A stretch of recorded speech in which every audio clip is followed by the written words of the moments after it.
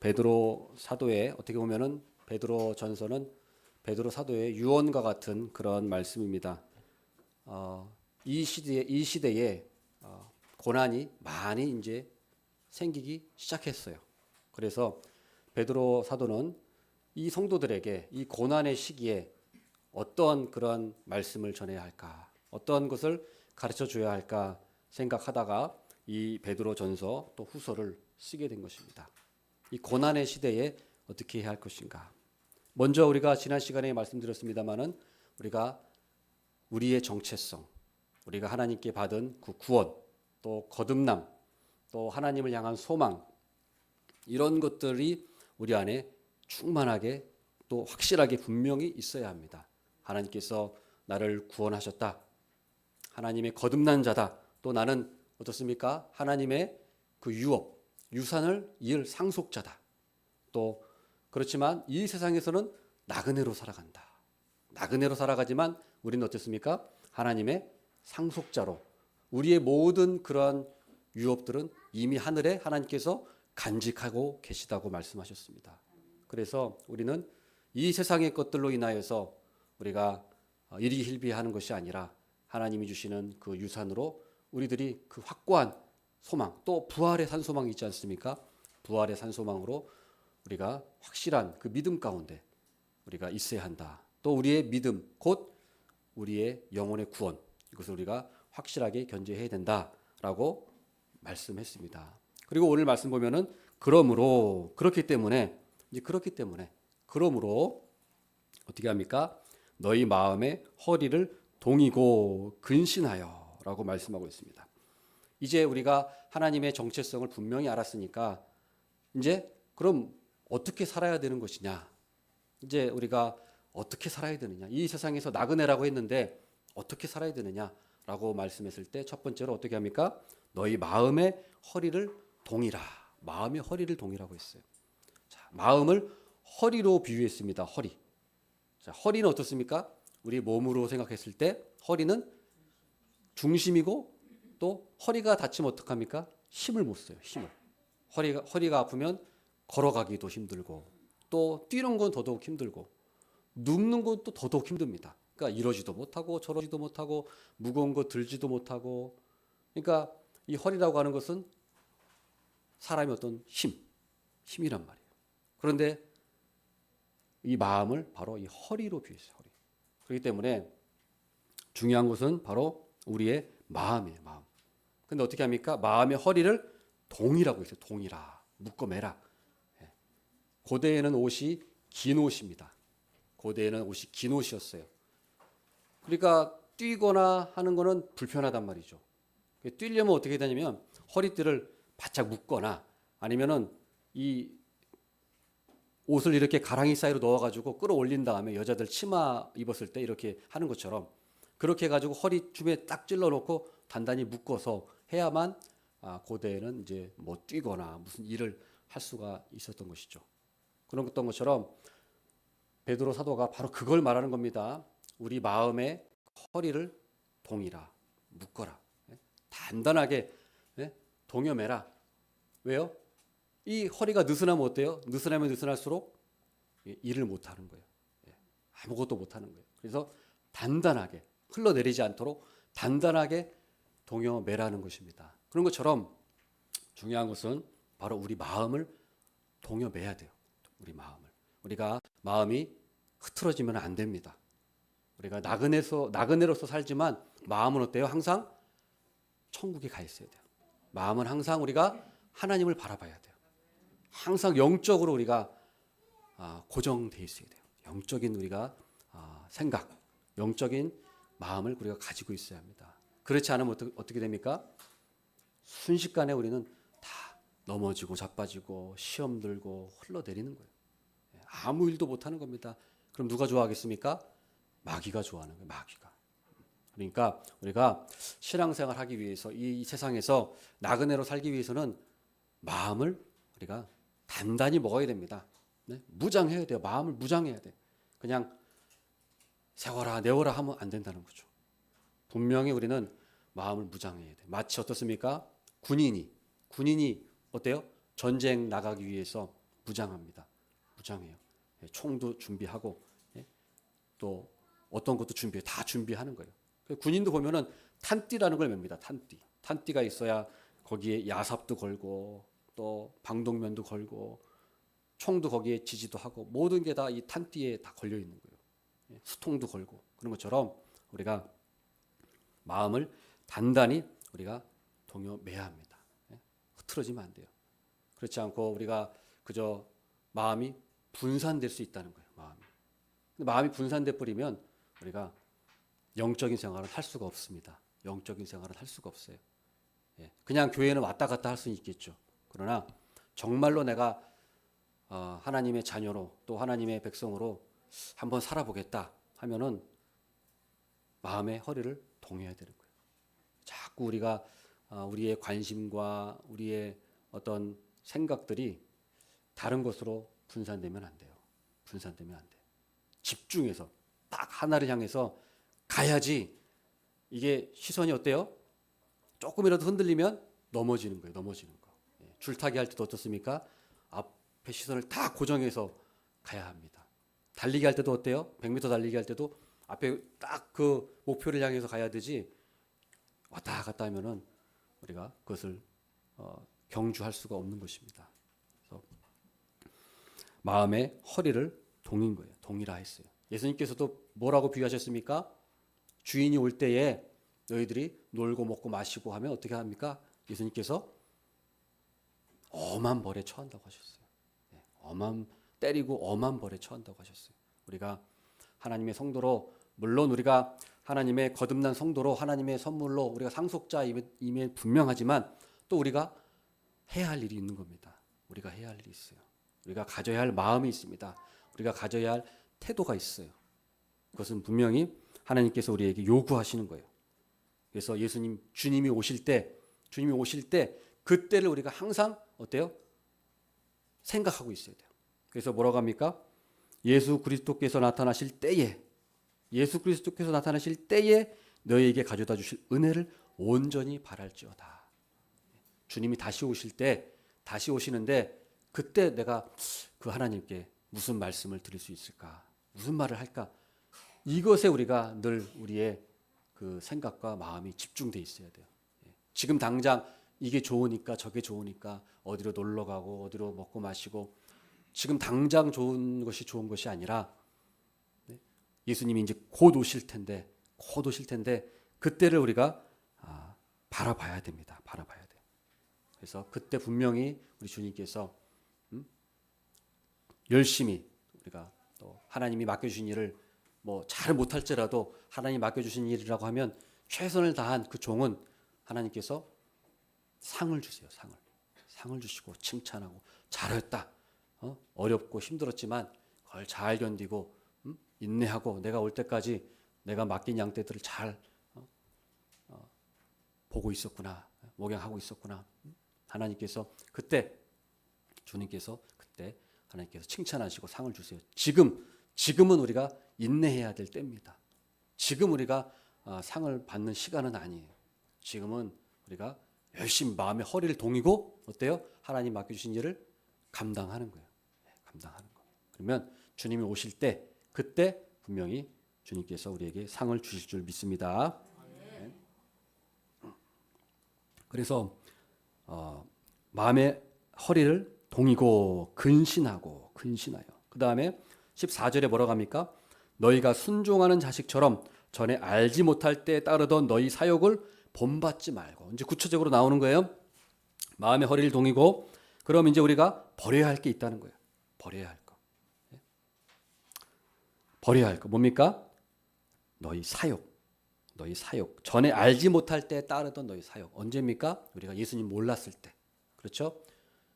예수님 모르는 사람들 지금 밖에 나가면 어때요? 예수님 모르는 사람들은 그냥 자기 하고 싶은 대로 다 사는 거예요. 자기가 하고 싶은 대로 다 살아요. 그 왜 그럽니까? 하나님을 모르니까. 주님이 다시 오셔서 분명히 우리에게 너 어떻게 살았느냐? 내게 주신 시간을 어떻게 썼느냐?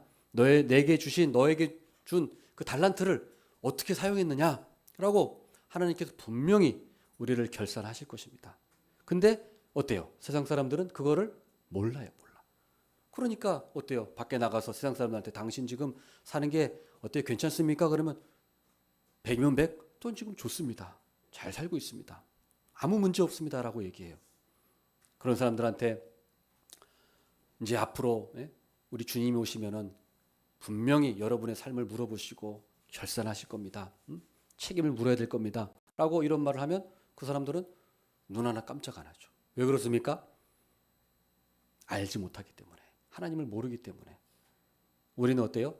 우리는 하나님을 안다는 거예요. 우리는 이 사실을 알아요. 아, 분명히 하나님이 말씀하셨잖아요. 내가 올 때에 내가 결산하겠다. 보겠다. 분명히 말씀하셨잖아요. 그러면 하나님께서 분명히 하신다는 거예요. 우리가 이걸 믿어야 돼요.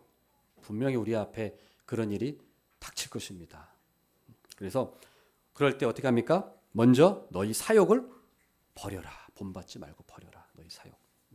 어때요? 우리가 옛사람일 때 예수님 믿기 전에는 우리가 술도 마시고 담배도 피고 도박도 하고 간음도 하고 쾌락도 즐기고 했던 거를 버려야 돼요. 버리라는 거예요. 우리가 예수님을 따른다는 것은 그거를 버린다는 거예요. 그것도 하면서 예수님도 따른다? 그거는 사실은 불가능해요. 불가능. 이거를 우리가 다 버려야 돼요. 우리가 이런 것들은 술, 담배, 도박 사실은 끊기 어렵죠. 간음 이런 끊기가 어려워요. 그러나 우리가 이거와 반드시 절연을 하고 안 되면 하나님께 결심해서 기도라도 해서 우리가 이걸 끊어야 합니다. 끊어야 돼요. 뭐 금식이라도 하든지 무엇을 하든지 하여튼 우리가 하나님께 이것을 끊게 해달라고 버리게 해달라고 옛 습성, 옛 마음, 옛 습관 옛날에 내가 했던 그런 좋아했던 것 하나님 다 끊게 해달라고 우리가 기도해야 돼요. 기도해야 돼요. 그리고 실행을 해야 돼요. TV를 보니까 어떤 분이 연예인들, 유명 연예인, 영화 배우인데 술을 좋아해서 평생 술을 먹고 살았는데 간이 안 좋아져서 간 이식을 했어요. 간 이식을 했는데 바로 자기 아들의 간 이식을 한 거죠. 그런데 13년 동안 금주를 잘 했어요. 근데 13년이 지나고 나니까 괜찮은 것 같아. 그러니까 술을 또 댔네요. 그러니까 또 이제 안 좋아지는 거죠. 그 TV에 나오더라고요. 그런 모습을 보면서 아 이게 참 그만큼 끊기가 어렵구나. 그러니까 그 아내와 딸이 아빠 배에 있는 이 수술 자국 이게 아빠 아들한테도 있잖아. 그걸 휴대폰에다가 배경 화면에다가 이렇게 하고 매일 봐 이렇게 얘기하더라고요. 무슨 말입니까? 그만큼 우리가 이 옛 사람, 옛 정욕을 그만큼 끊기가 어렵다는 거예요. 어렵다는 거. 우리 그거는 인정해야 합니다. 그렇기 때문에 끊지 못한 사람에 대해서 우리가 정죄할 필요는 없어요. 정죄할 필요는 없습니다. 나름의 힘든 싸움을 싸우고 있는 거예요. 우리는 격려해주고 기도해줘야 돼요. 끊을 수 있도록. 새 사람이 될 수 있도록 기도해줘야지 교회에서 판단하고 정죄하고 저것도 못 끊냐 이렇게 할 필요는 없어요. 우리 누구나 다 자기 나름의 그런 싸움을 싸우고 있기 때문에 우리는 다른 사람 볼 필요 없이 우리가 내 정욕, 내 사욕을 끊는데 우리가 집중을 해야 되는 거예요. 집중을 해야 되는 거. 여기에 계신 분들 분명히 다 있습니다. 다 있어요. 옛 정욕 아직도 못 끊는 게 있습니다. 그것을 여러분 결심하시고 기도하시고 분명히 끊어내야 돼요. 옛 사욕을 본받지 말아야 되는 겁니다. 왜 그렇습니까? 그것이 단지 뭐 나쁘다, 그게 안 좋다라는 것을 떠나서 영적으로 우리가 그 사욕에 머물러 있을 때 하나님과의 관계가 막혀 있어요. 그 사욕에 우리가 즐기고 있을 때 우리는 그만큼 하나님을 생각할 수가 없고 어떻습니까? 하나님과의 영적인 관계가 단절이 돼서 그만큼 우리에게 영적인 손해가 되는 거예요. 손해가 돼요. 영적으로 힘이 없어요. 그렇기 때문에 우리가 그런 내 몸의 어떤 그런 사욕들, 하여튼 뭐든지 간에 그런 것들을 자꾸 우리가 버리고 하나씩 버리고 끌어내야 돼. 그게 바로 어때요? 우리가 근신하는 거예요. 근신하는 거. 그렇지 않고 그냥 무장 해제돼 가지고 어떻습니까? 군인인데 총이 여기가 있고 뭐 총알이 여기가 있고 옷이 여기가 있고 그러면은 전쟁 나면 어때요? 안 되잖아요. 다 지는 겁니다. 지는 거예요. 어때요? 지금 당장 전쟁에 나갈 준비, 그 마음 상태를 가지라는 거예요. 군인이라면 지금 바로 경보 사이렌이 울렸을 때 바로 뛰쳐나갈 수 있는 그 정신, 마음, 준비, 그걸 갖고 있으라는 거예요. 그걸 무장하라는 거예요. 하나님이 불렀을 때 너 나와. 그러면 예, 나가겠습니다. 주님을 헌신하겠습니다라고 할 만큼의 그 마음의 무장을 언제든지 항상 준비하고 있으라는 거예요. 그럼 주님이 부르시면 가겠습니다. 주님이 부르시면 하겠습니다.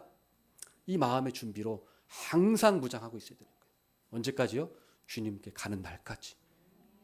아무리 우리가 나이가 들었어도 그런 마음의 무장의 준비를 하고 있어야 한다는 것입니다.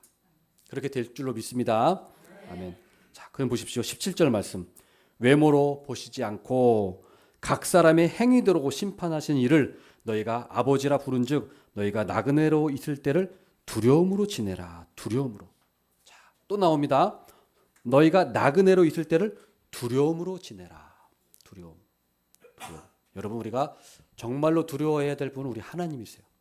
우리는 하나님을 두려워해야지 우리가 마귀를 두려워할 필요는 없습니다. 사탄 마귀는 두려워해야 될 존재가 아니에요. 사탄 마귀는 어때요? 우리가 피하거나 아니면 싸워야 될 존재지 두려워할 존재가 아닙니다. 정말로 두려워해야 될 존재는 우리가 하나님이에요. 하나님. 왜 그렇습니까? 마귀는 하나님의 종에 불과해요. 하나님의 종. 마귀가 뭐 힘이 거대해가지고 하나님과 싸우는 그런 관계가 아니에요. 마귀가 하나님과 싸우는 그런 관계면은 그것은 마니교예요. 마니교, 조로아스터교, 고대 이단이 있어요. 그래서 하나님과 악신이 영원한 하나님, 영원한 악신이 이게 싸운다. 이거는 그 영지주의, 마니교, 조로아스터교. 우리 기독교는 그게 아닙니다. 사탄도 물론 어느 정도의 능력이 있지만 하나님의 허락이 없으면 아무것도 못해요. 사탄 마귀가. 아무리 발버둥 쳐봤자 하나님 손바닥인 존재가 마귀예요. 그러니까 우리가 마귀를 겁내거나 마귀의 벌벌 떠는 것이 아니라 누구를 두려워해야 됩니까? 하나님을 두려워해야 돼요. 하나님을 두려워해서 내가 이 죄 짓고 우상 숭배하고 내가 내 사욕대로 살면서 쾌락을 즐기고 이걸 두려워해야 되는 거예요. 이거를. 근데 쓸데없이 그냥 마귀가 나를 집어삼킬까 봐 아니에요. 마귀는 대적하면 돼요. 마귀는 쫓아내버리면 되고 싸우면 됩니다. 아니 피하면 돼요. 그렇기 때문에 우리가 정말로 두려워해야 될 분은 우리가 하나님 아버지. 내가 말씀대로 살지 않을 때, 우상 숭배할 때, 세상에 나가서 세상 사람들과 똑같이 어울려 살 때, 그럴 때 두려워해야 되는 거예요.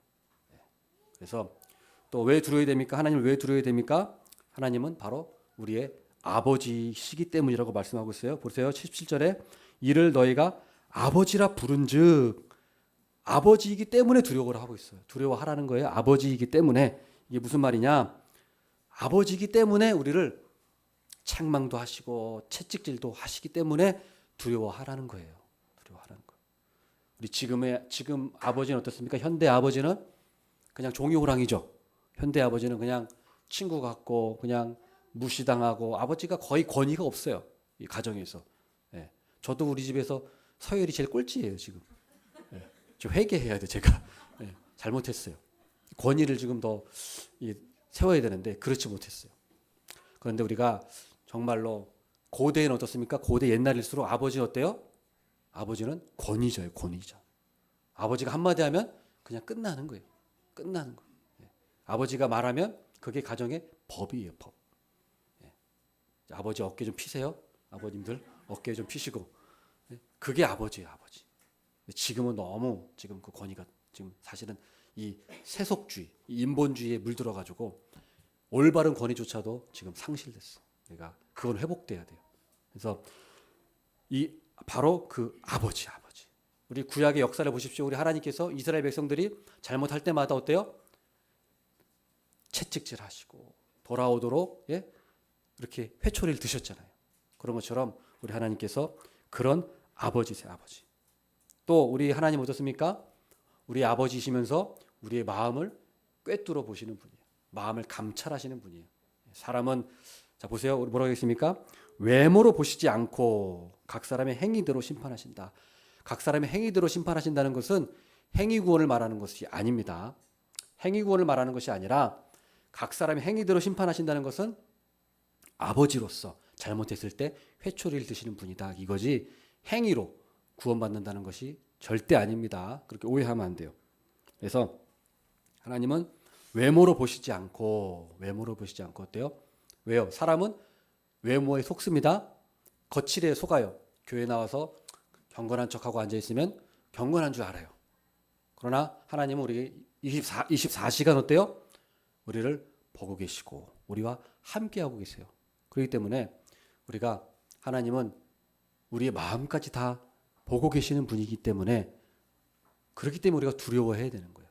하나님이 참 지금 내가 이렇게 신앙생활 괜찮은 것 같고 직분자고 별 괜찮은 것 같지만 내 마음이 얼마나 지금 영적으로 형편이 없는지 문제가 많은지 우리 하나님은 다 보고 계시고 알고 계신다는 거예요. 그것을 우리가 늘 인식하면서 살아가야지 하나님을 사람처럼 생각해가지고 하나님을 속일 수 있다고 생각하는 사람들이 얼마나 많은지 몰라요. 바리새인들이 그렇잖아요. 외식하면서 그냥 하나님을 어때요?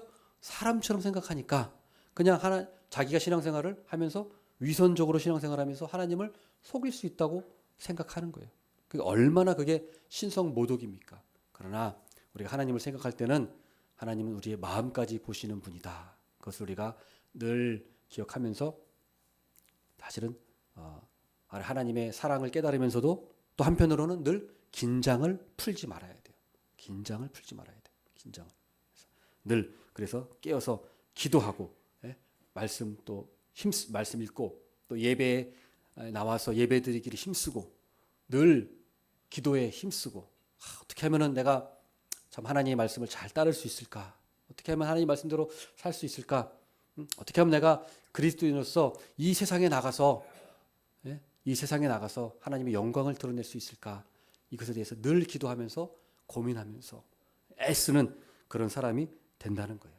우리가 그 사실을 꼭 기억해야 되겠습니다. 그런데 이제 마지막으로 보면은 하나님을 두려워해야 되지만 우리가 거룩하게 살아야 되는 이유는 하나님을 두려워해서 단지 그것 때문이 아니에요. 더 중요한 이유가 있습니다. 18절 마지막으로 보겠습니다.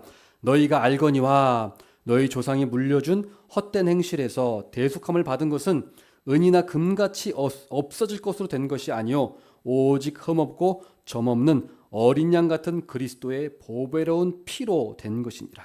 우리가 왜 거룩하게 살아야 되느냐? 바로 우리가 예수 그리스도의 보배로운 피로 우리가 거듭났기 때문에, 우리가 죄사함 받았기 때문에, 이 옛사람의 죄에서 우리를 구원해 주시기 위해서 예수 그리스도의 피값으로 우리가 구원 받았다는 사실이에요.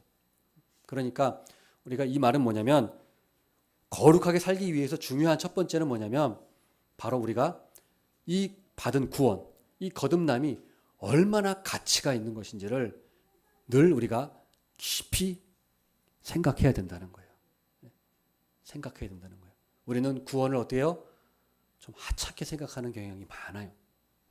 구원에 대해서 우리가 가볍게 생각하고 하나님이 나에게 주신 이 구원을 그저 아무렇지도 않게 그냥 당연하듯이 생각할 때가 사실은 많이 있습니다. 그러나 그것을 우리가 회개해야 돼요. 우리가 그걸 회개해야 돼요. 우리가 하나님이 우리에게 베푸신 이 구원, 내가 이 거듭난 거, 하나님의 자녀가 된 것은 예수 그리스도의 피값으로 된 거예요. 예수 그리스도가 어떤 분이십니까? 하나님의 아들이시잖아요. 하나님의 아들. 하나님이 어때요? 우주 만물을 창조하시고 이 세상을 주관하시는 유일한 우리 하나님이세요. 하나님. 그 하나님이 우리 죄를 위해서, 나를 위해서 하나밖에 없는 아들을 이 땅에 보내셔서 죽게 하셨다. 하나님의 아들을 희생시키셨다. 우리가 이것에 늘 감격을 해야 돼요. 마음이 식었을지라도 우리가 오늘 이 말씀을 통해서 그 마음이 회복돼야 돼요. 이 감격, 구원의 감격. 이것이 있어야 되는 거예요. 그래야만 우리가 거룩하게 살아갈 원동력이 되는 거예요. 원동력. 왜 거룩하게 살아야 됩니까? 이 죄인인 나를 위해서 하나밖에 없는 그 예수님의 아들이 희생당하셨지 않는가? 이 마음이 있어야지 우리가 거룩하게 살 수 있지. 이 마음이 상실되면은 우리가 어떠한 생각이나 마음이 있어도 거룩하게 살고자 하는 마음이 생기지를 않습니다. 자, 20절 말씀 보세요. 20절. 그는 창세전부터 미리 알림 받으신 이나 이 말세에 너희를 위하여 나타내신 바 되었으니. 자, 다시 한번 우리 베드로 사도가 예수님께 집중하고 있어요. 거룩하게 살아라 해놓고 예수님을 다시 얘기하고 있어요. 자, 보세요. 뭐라고 하면 예수님께 다시 예수님을 더 깊이 얘기합니다. 그는 예수님이죠. 그는 창세전부터 미리 알림 바 되신 이나 이 말세에 너희를 위하여 나타나신 바 되었으니. 자, 무슨 말입니까? 예수님이 우리를 위하여서 십자가에 돌아가시고 구원하신 것, 이건 갑자기 이루어진 일이 아니라는 거예요. 하나님이 인간 만들어 놓고서 죄 짓네? 당황하니까 궁여지책으로 예수 그리스도를 우리에게 보내신 것이 아니라는 거예요.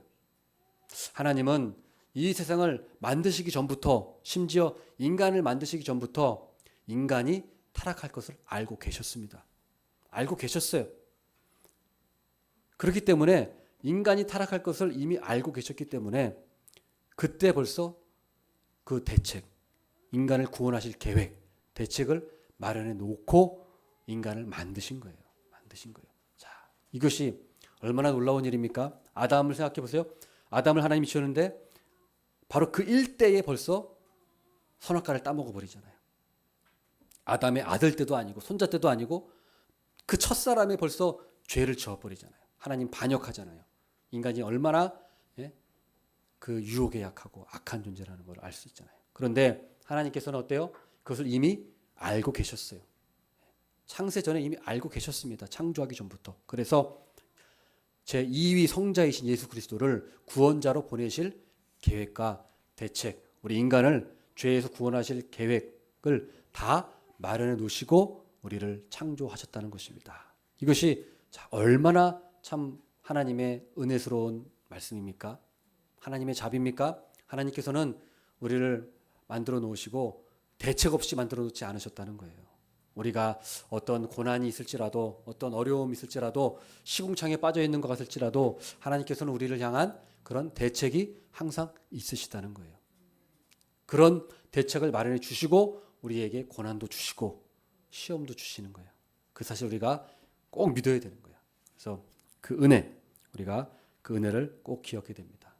우리가 이 사실을 기억하고 우리가 나그네로 살아가지만 우리가 하나님의 자녀로서 또 하나님의 거룩한 사람으로서 마음의 허리를 동이고 근신하여서 우리 모든 사역들을 끊어버리고 또 결심하고 끊어버리는 우리 모두가 되기를 바라겠습니다. 아멘.